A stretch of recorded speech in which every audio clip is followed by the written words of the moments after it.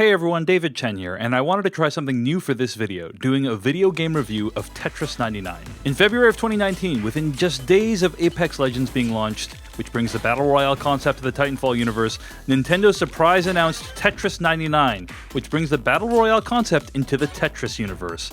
Tetris 99 is developed by Eureka and published by Nintendo. The game pits you against 98 other Tetris players in a fight to the death. Now, if you're a Tetris nut like me, that sounds like a recipe for an amazing game. Best of all, the game is free, although it does require a Nintendo Switch Online subscription to play, but a subscription only costs $20 per year, which is significantly less than pretty much any other competing gaming service. A few notes on the overall experience of Tetris 99 outside of the gameplay. As of this video, the game itself is pretty bare bones. You can view some stats, but as far as I can tell, there are no real leaderboards. You can choose between two pre-programmed control schemes, but there's no private games that you can set up between you and a limited number of players, nor can you party up and enter a Battle Royale game together with friends.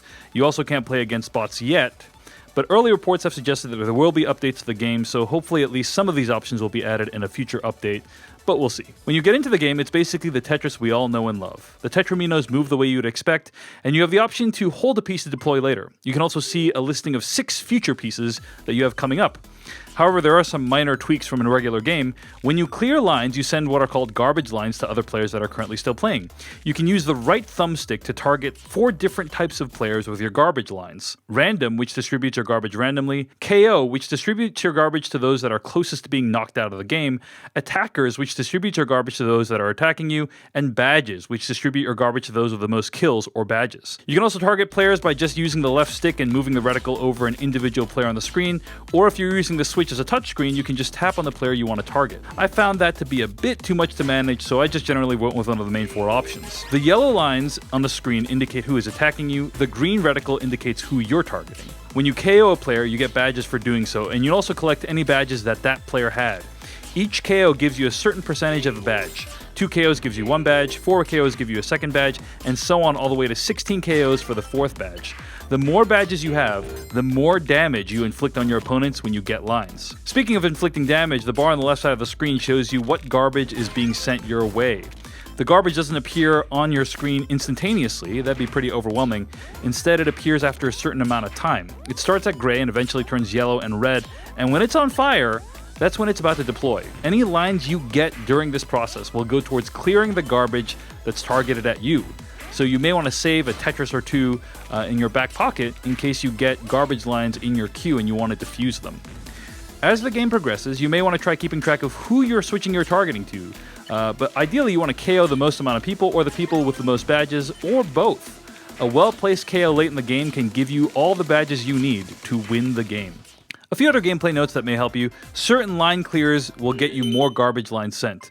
For instance, a Tetris will send 4 lines, and T-spins, depending on how many lines you clear, will get you a bunch of lines. If you do an all clear, which means clearing all lines off the board, you will get 4 garbage lines plus any multipliers you have. And finally, if you're being attacked by many players at once, you get garbage line bonuses for each clear. For 2 opponents, you get 1 line. For 3 opponents or more, you basically get an extra garbage line sent out per player. So what's my verdict on the game? In general, I found Tetris 99 to be incredibly addictive and polished. I don't remember ever experiencing any lag, despite playing with 98 other players on a wireless connection. The classic Tetris gameplay is immensely enjoyable and satisfying. It's an amazing feeling to KO a bunch of players in a row, or to find yourself in a challenging situation and build yourself out of it.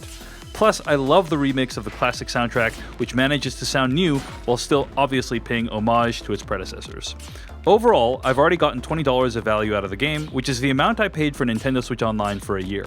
I hope they continue to add to Tetris 99 as time goes on. If you like the inventiveness of Tetris and you like Battle Royale, you're gonna love Tetris 99.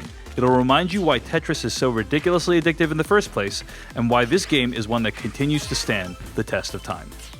Thanks for watching this video. I'm David Chen. You can find more of my work on Twitter at DaveChensky, that's DaveChenSKY. You can also subscribe to my emails at davechen.net/letters. If you enjoyed this video, hit like or subscribe. I'll be trying to make a couple of videos per month. Let me know what you thought of Tetris 99 and of the video. Really appreciate it. Thanks for watching. See you in the next one.